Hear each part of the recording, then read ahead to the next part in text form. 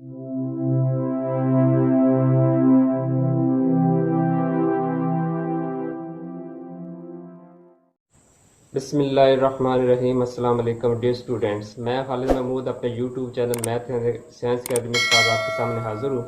पिछले लेक्चर में हमने मल्टीप्लिकेशन ऑफ मैट्रिसेस यानी कि काल्बों की ज़रब के बारे में पढ़ा था और इसके साथ एक्सरसाइज 1.4 भी की थी। आज के लेक्चर में हम डिटर्मिनेंट यानी कि काल्बों का जो मकता है उसके बारे में पढ़ेंगे। इसके बाद एडजॉइंट ऑफ मैट्रिक्स यानी कि ये एडजॉइंट कैसे फाइंड करते हैं वो पढ़ेंगे। और इसके बाद हम जो सबसे आम टॉपिक है वो मल्टीप्लिकेटिव इन्वर्स ऑफ मैट्रिक्स यानी कि काल्बों का ज़रबी माकूस है उसके बारे में पढ़ेंगे, क्योंकि ये ज़रबी माकूस बहुत आम है। इसके साथ बाद जो एक्सरसाइज आनी है 1.6 उसमें हमने इसको इस्तेमाल करना है, जो मसवाते हैं उसको हल करने के लिए। इसके साथ हम एक्सरसाइज 1.5 करेंगे जिसमें डिटर्मिनेंट मालूम करेंगे और इसके साथ मल्टीप्लिकेटिव इन्वर्स यानी कि ज़रबी माकूस मालूम करेंगे और इसके साथ इसके कुछ मुख्तलिफ क्वेश्चन हैं वो करेंगे। तो आइए आज हम इसका लेक्चर शुरू करते हैं। डियर स्टूडेंट्स, आज हमारा सबसे पहला टॉपिक है determinant of a 2x2 matrix. Determinants को उर्दू में मकता भी कहते हैं और इसको माड भी कहते हैं। तो अगर हमारे पास एक मैट्रिक्स ए है और वो 2x2 का है यानी कि इसकी 2 रो और 2 ही कॉलम है, स्क्वायर मैट्रिक्स है, तो उसका डिटर्मिनेंट हम इन दो तरह से इसको डिनोट करते हैं, ज़ाहिर करते हैं। डेट ऑफ ए, या ये जो ए को दो सीधी लाइनों में लिखें तो ये भी डिटर्मिनेंट बन जाता है। तो अगर हमारे पास ये मैट्रिक्स ए है, इसको हम डिटर्मिनेंट में लिखने का तरीका का ये है, इसको दो सीधी लाइनों में लिख दें या डेट ऑफ ए लिख दें। और अगर ये हमारे पास मैट्रिक्स यानी एक कॉलम है तो इसको जब डिटर्मिनेंट में लिखेंगे तो उसको सीधी लाइनों में लिखेंगे। और इसको हल करने का तरीका ये है कि इसके जो डायगोनल के एलिमेंट हैं इनको आपस में मल्टीप्लाई करते हैं। ये ए और डी आपस में मल्टीप्लाई होंगे और दूसरा बी और सी आपस में मल्टीप्लाई होंगे, ज़रब होंगे और उनके दरम्यान में माइनस लिख देंगे। तो जैसा कि ये हमने लिखा हुआ है कि ए को डी से मल्टीप्लाई करेंगे तो ए डी आ जाएगा, दरम्यान में माइनस लगाएंगे, बी और सी को मल्टीप्लाई करेंगे तो बी सी आएगा। आगे इनको हल करेंगे, जो आंसर आएगा वो इनका डिटर्मिनेंट हमारे पास आ जाएगा। इसकी एग्जांपल है, ये हमारे पास एक बी मैट्रिक्स है तो उसका हमने डिटर्मिनेंट फाइंड करना है। उसको सीधी लाइनों में लिखेंगे उस मैट्रिक्स को और उसमें क्या करेंगे, जो डायगोनल के एलिमेंट है यानी 72 के अरकान है उनको आपस में मल्टीप्लाई करेंगे। 1 को 3 से करेंगे तो ये हमारे पास ये आएगा 1 × 3 आ जाएगा और माइनस दरम्यान में लगाएंगे और तो उसके बाद -2 और 1 को आपस में मल्टीप्लाई करेंगे तो ये हमारे पास ये आ जाएगा। इनको आगे सॉल्व करेंगे, 3 1s are 3 और 2 1s are 2, minus minus plus हो जाएगा तो हमारे पास 5 जो है ना इसका आंसर आ जाएगा। तो ये डिटर्मिनेंट को सॉल्व करने का तरीका है कि डायगोनल के एलिमेंट को आपस में मल्टीप्लाई करके दरम्यान में माइनस लगा देते हैं। इसी तरह एक और एग्जांपल है कि ये हमारे पास एक मैट्रिक्स जो है ना वो एम दिया हुआ है, ये इसको हम इसका डिटर्मिनेंट फाइंड करना चाहें तो उसको डेट एम लिख के आगे उस मैट्रिक्स की जो डिटर्मिनेंट में तब्दील करेंगे और उसमें भी क्या करेंगे कि डायगोनल के एलिमेंट को मल्टीप्लाई करके दरम्यान में माइनस लगाएंगे और उसको हल करेंगे। 2 को 3 से मल्टीप्लाई करेंगे, माइनस लगाएंगे और 1 को 6 से मल्टीप्लाई करेंगे और मल्टीप्लाई करने के बाद इनको आपस में माइनस करेंगे तो हमारे पास आंसर सेम आएगा, क्योंकि 2 3 बार 6 और एक 6 बार 6 ही होता है तो माइनस करेंगे आंसर 0 आएगा। तो इसका जो डिटर्मिनेंट हमारे पास आया वो 0 है।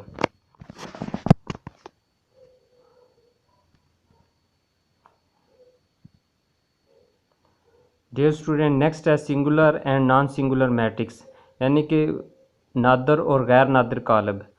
सिंगुलर मैट्रिक्स वो होते हैं जिनका डिटर्मिनेंट इक्वल टू 0 आ जाए। फॉर एग्जांपल हमारे पास एक स्क्वायर मैट्रिक्स ए है और उसका हम डिटर्मिनेंट फाइंड करते हैं और उसका आंसर इक्वल टू 0 आ जाए तो हम उसे एक सिंगुलर मैट्रिक्स यानी कि नादर कालब कहते हैं। फॉर एग्जांपल ये हमारे पास एक कालब है, इसका हम डिटर्मिनेंट फाइंड करते हैं तो इसमें हम क्या करेंगे कि 1 को 0 से मल्टीप्लाई करेंगे तो वो 0 आएगा। इसी तरह 0 को 2 से मल्टीप्लाई करेंगे वो 0 आएगा और उनको आपस में माइनस करेंगे तो एंड पे हमारे पास आंसर 0 आएगा। तो इसका मतलब है ये इसका डिटर्मिनेंट 0 के इक्वल आया तो ये सिंगुलर मैट्रिक्स होगा। इसी तरह नेक्स्ट जो नॉन सिंगुलर मैट्रिक्स वो होता है, कोई भी स्क्वायर मैट्रिक्स नॉन सिंगुलर होगा अगर उसका जो determinant not equal to zero आए तो वो हमारे पास जो होगा वो नॉन सिंगुलर मैट्रिक्स होगा। तो ये हमारे पास फॉर एग्जांपल ये एक मैट्रिक्स है, ये है, वो जो है ना उसका डिटर्मिनेंट जो होगा वो ज़ीरो के इक्वल नहीं आएगा। फॉर एग्जांपल ये 1 को अगर हम 2 से मल्टीप्लाई करेंगे तो हमारे पास 2 आएगा, 1 को 0 से करेंगे तो वो 0 आएगा, इनको आपस में माइनस करेंगे तो हमारे पास आंसर 2 आएगा, वो जो 0 के इक्वल नहीं है। तो कोई भी मैट्रिक्स जिसका जो डिटर्मिनेंट 0 के इक्वल नहीं आता वो नॉन सिंगुलर मैट्रिक्स यानी गैर नादर मैट्रिक्स कहलाएगा।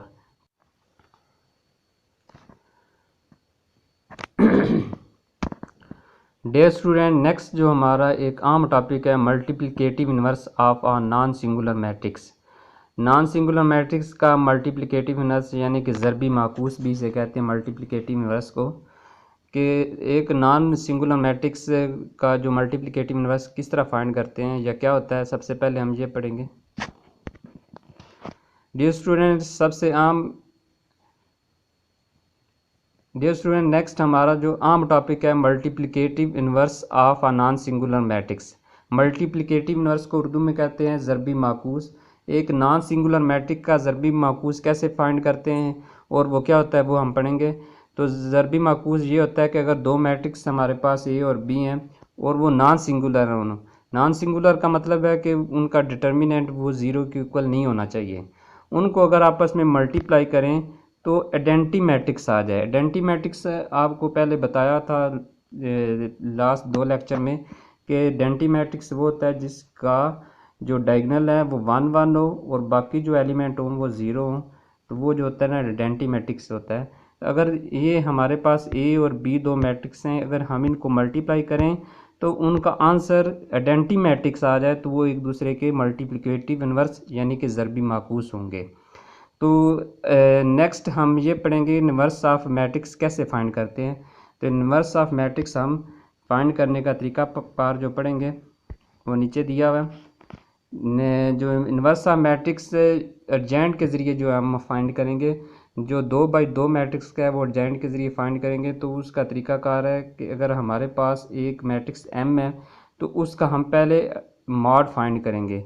मॉड फाइंड करने के लिए ये ज़रूरी है कि उसका जो डिटर्मिनेंट है या मॉड है वो 0 के इक्वल नहीं होना चाहिए। उसके बाद हम उसका जो है ना वो एडजेंट लेंगे।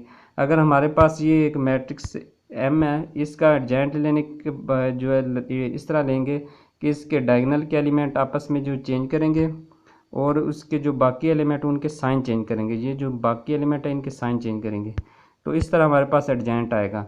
तो ये मॉड, ये हमारे पास मॉड आ गया और ये एडजेंट आ गया। इन दोनों को यूज़ करके हम मल्टीप्लिकेटिव इन्वर्स फाइंड करेंगे। मल्टीप्लिकेटिव इन्वर्स यानी कि ज़रबी माकूस किसी भी मैट्रिक्स एम का उसको इस तरह ज़ाहिर करते हैं, उसके ऊपर पावर -1 आ जाती है और इसका फार्मूला है कि उसका एडजेंट बटा नीचे उसका मॉड लिखते हैं, यानी कि एडजेंट उस मैट्रिक्स एम का और जो मॉड है उसको आपस में डिवाइड करने से हमारे पास मल्टीप्लिकेटिव इन्वर्स यानी कि एम का ज़रबी माकूस आ जाएगा। नेक्स्ट इसकी हमारे पास एक एग्जांपल है। अगर हमारे पास एक मैट्रिक्स ए है तो उसका हम मल्टीप्लिकेटिव इन्वर्स यानी कि ज़रबी माकूस कैसे मालूम करेंगे। सबसे पहले हम उसका डिटर्मिनेंट फाइंड करेंगे।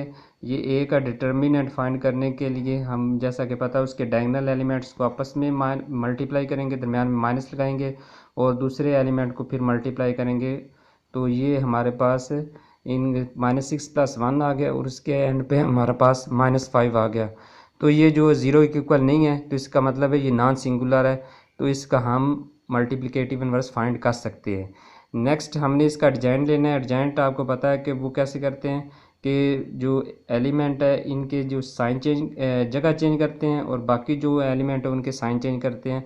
तो ये हमारे पास इसका एडजेंट भी आ गया और ये हमारे पास इसका डिटर्मिनेंट था। इन दोनों को हमें डिवाइड करेंगे तो ये हमारे पास इसके बाद इसका आंसर ये एंड पे आ जाता है।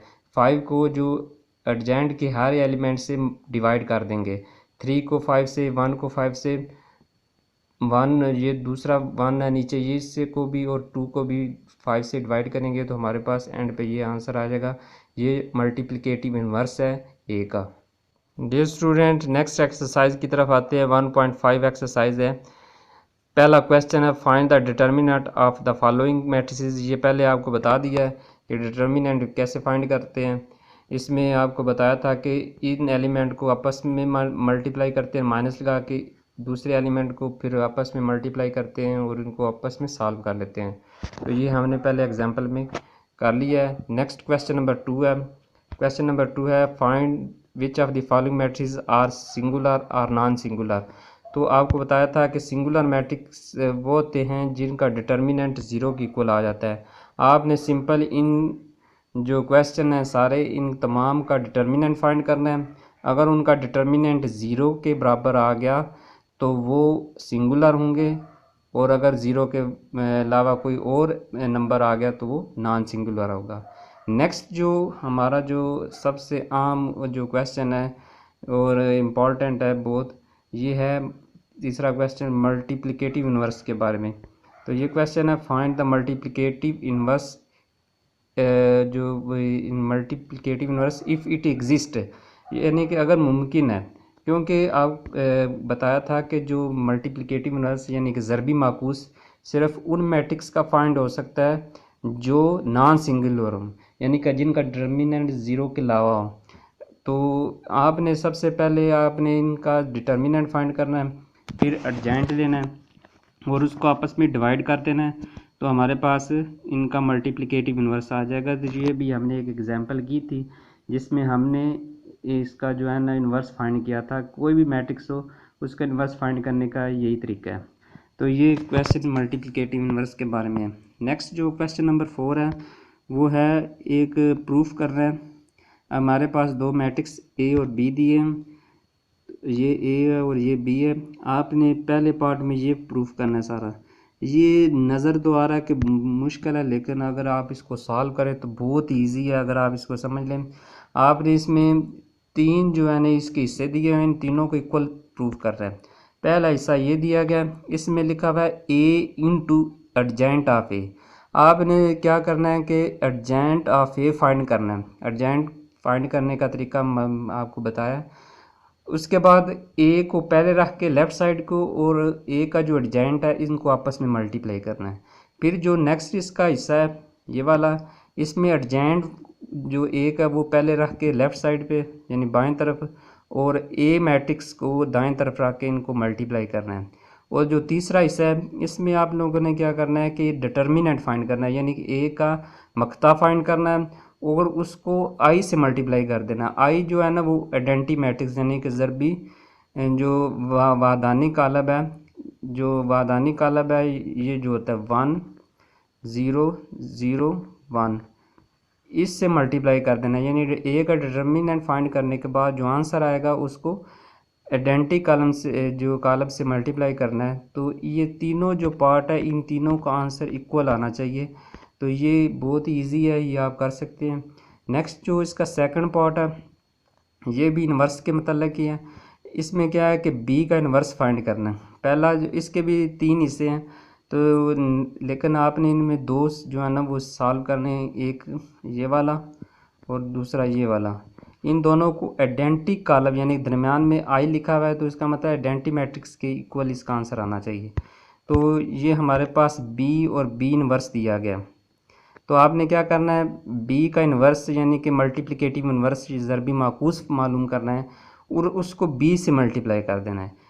और जो दूसरी साइड है ये वाली, इसमें बी इन्वर्स को लेफ़्ट साइड यानी कि बाएं तरफ रख के बी कॉलम से मल्टीप्लाई करना है और दोनों का आंसर आइडेंटी मैट्रिक्स आना चाहिए। क्योंकि ये हमने पहले भी पढ़ा था कि अगर दो मैट्रिक्स का आपस में प्रोडक्ट यानी मल्टीप्लाई उनको करें तो वो आइडेंटी मैट्रिक्स के बराबर हों तो वो आपस में मल्टीप्लिकेटिव इन्वर्स होते हैं एक दूसरे के।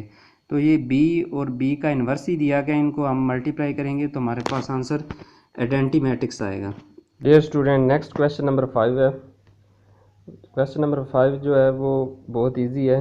Determine whether the given matrices are the multiplicative inverse of each other, यानी कि ये दो मैट्रिसेस दिए हुए हैं और एक पार्ट में, इन दोनों को आपस में मल्टीप्लाई करना है और मल्टीप्लाई करने के बाद अगर इनका आंसर आइडेंटी मैट्रिक्स आ जाए, यानी कि वो आपको आइडेंटी मैट्रिक्स मैंने पहले भी 2-3 दफ़ा बताया है 1 0 0 1, इन दोनों को आपस में मल्टीप्लाई करने से ये आंसर आ रहा है, तो ये एक दूसरे के मल्टीप्लिकेटिव इन्वर्स यानी कि ज़रबी माकूस होंगे।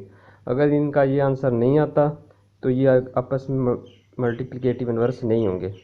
तो ये बहुत इजी क्वेश्चन है। नेक्स्ट क्वेश्चन नंबर 6 है। क्वेश्चन नंबर 6 जो है ना वो उसमें दो मैट्रिसेस बल्कि 3 मैट्रिसेस दिए हुए हैं, ए बी और डी। ये जो ए बी और डी 3 मैट्रिसेस हैं इनके बारे में ये नीचे दो पार्ट दिए हुए हैं। पहले पार्ट में क्या करना है कि ए बी का होल इन्वर्स, ये ए बी का होल इन्वर्स है बराबर है बी इन्वर्स ए इन्वर्स, ये आपने इक्वल इनको प्रूव करना है। तो इसमें जस्ट ये क्वेश्चन थोड़े से लंबे हैं लेकिन इनको समझे तो बहुत इजी है। सबसे पहले आपने लेफ़्ट साइड में जो है ना वो ए बी लेना है और उनको मल्टीप्लाई करना है। इसमें क्योंकि इन्वर्स जो है वो बाहर ब्रैकेट के है तो पहले आपने ए बी को मल्टीप्लाई करना है इन दोनों में से।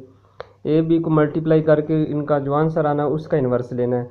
और इन्वर्स लेने का तरीका आप लोगों को बताया कि जो आंसर आना है उसका अपने उसका डिटर्मिनेंट मालूम करना है और उसका एडजेंट लेना है तो आपके पास इन्वर्स आ जाएगा।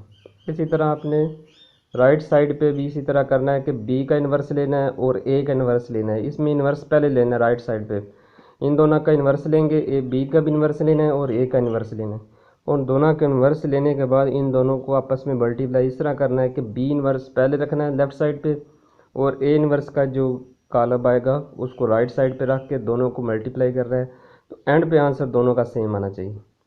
इसी तरह ये दूसरा पार्ट भी है, इसमें डी और एक मैट्रिक्स है, तरीकाकार वही है। तो ये आज की जो एक्सरसाइज है 1.5 वो ख़त्म होगी। नेक्स्ट जो बहुत आम जो एक्सरसाइज है 1.6 जिसमें लॉन्ग क्वेश्चन अक्सर जो सालाना पेपर में आता है वो हम करेंगे, जो कि मैट्रिक्स की इक्वेशन जो है ना इक्वेशन को मैट्रिक्स के ज़रिए सॉल्व करते हैं। तो हम इंशाल्लाह नेक्स्ट टाइम करेंगे।